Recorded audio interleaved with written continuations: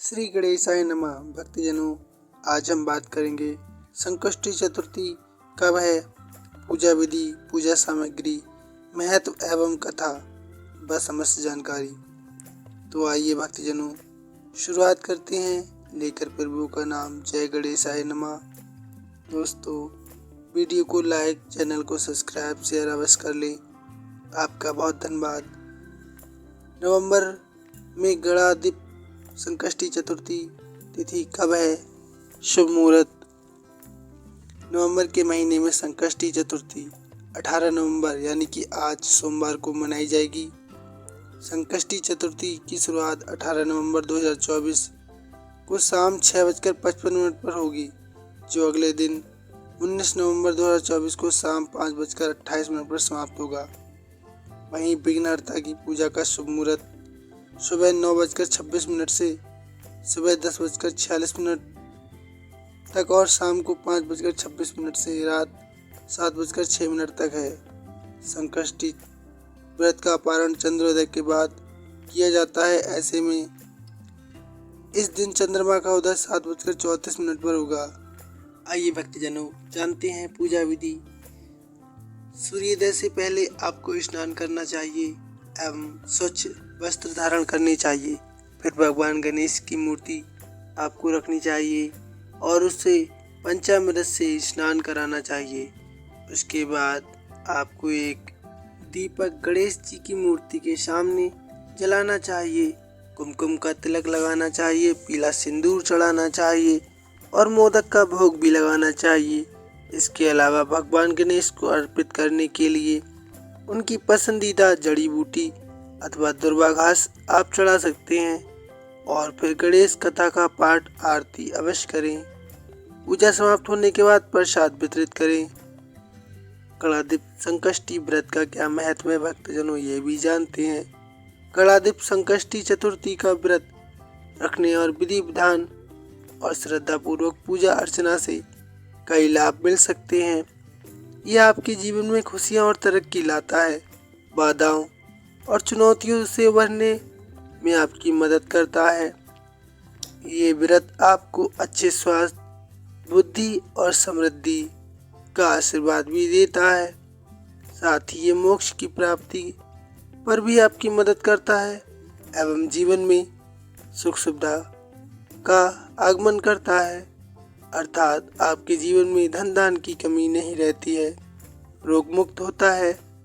आइए भक्तजनों अब जान लेते हैं कुछ उपाय जो कि आपकी शादी के लिए बहुत महत्वपूर्ण हैं। तो भक्तजनों आइए जानते हैं। अगर पुरुष की शादी नहीं हो रही है तो उसको क्या करना चाहिए? संकष्टी चतुर्थी के दिन भगवान गणेश की विधि विधान से पूजा करनी चाहिए। इसके बाद उन्हें मोदक और दुर्वा एक साथ अर्पित करनी चाहिए। इसके बाद गणेश चालीसा का पाठ करना चाहिए। साथ में उनके मंत्रों का जाप भी करना चाहिए। मान्यता है कि ऐसा करने से पुरुष पर भगवान गणेश की कृपा होती है। इसके अलावा उसकी कुंडली में बुध ग्रह मजबूत होता है, जिससे उसकी शादी के योग शीघ्र बनते हैं। अगर किसी महिला के विवाह के योग नहीं बन रहे हैं, उसे क्या करना चाहिए?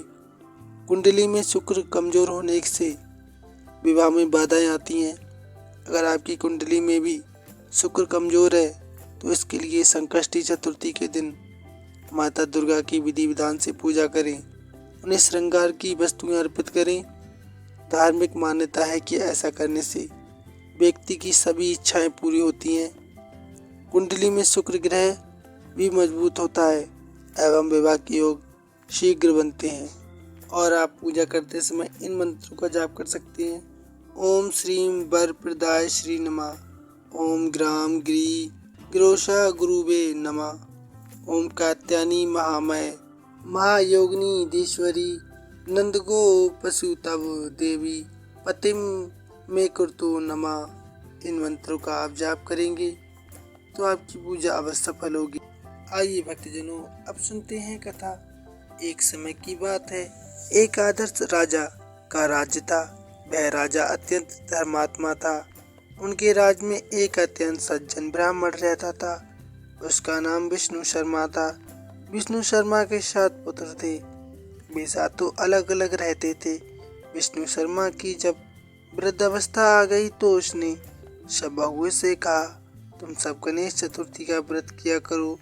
विष्णु शर्मा स्वयं भी इस व्रत को किया करते थे। आयु हो जाने पर ये दैत्य वह बहुओं को सौंपना चाहते थे।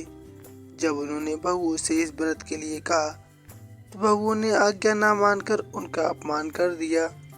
अंत में धर्मनिष्ठ छोटी बहू ने ससुर की बात मान ली। उसने पूजा के सामान की व्यवस्था करके ससुर के साथ व्रत किया और भोजन नहीं किया।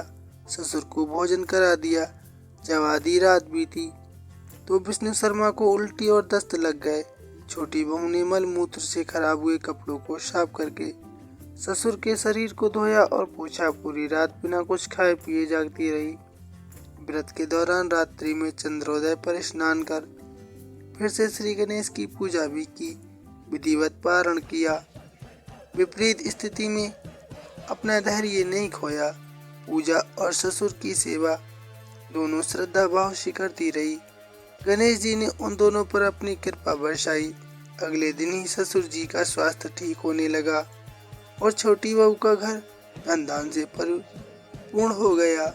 फिर तो अन्य बहुओं को भी इस प्रसंग से प्रेरणा मिली और उन्होंने अपने ससुर से क्षमा मांगते हुए संकष्टी चतुर्थी अर्थात गणेश चतुर्थी का व्रत किया और साल भर आने वाली हर गणेश चतुर्थी का व्रत करने का संकल्प लिया। श्री गणेश जी की कृपा से सभी का स्वभाव सुधर गया। अतः 12 मास चतुर्थी व्रत का दान दक्षिणा देने से प्रथम पूज्य श्री गणेश देव समस्त कामनाओं की पूर्ति करते हैं। जन्म जरा मृत्यु के पाश नष्ट कर अंत में अपने दिव्यलोक में आपको स्थान प्रदान करते हैं और आपके जीवन में समस्त खुशियां प्रदान करते हैं। तो प्रिय भक्तजनों, प्रेम से बोलिए तथा कमेंट में अवश्य लिखिए, जय गणेशाय नमः, जय गणेशाय नमः। धन्यवाद।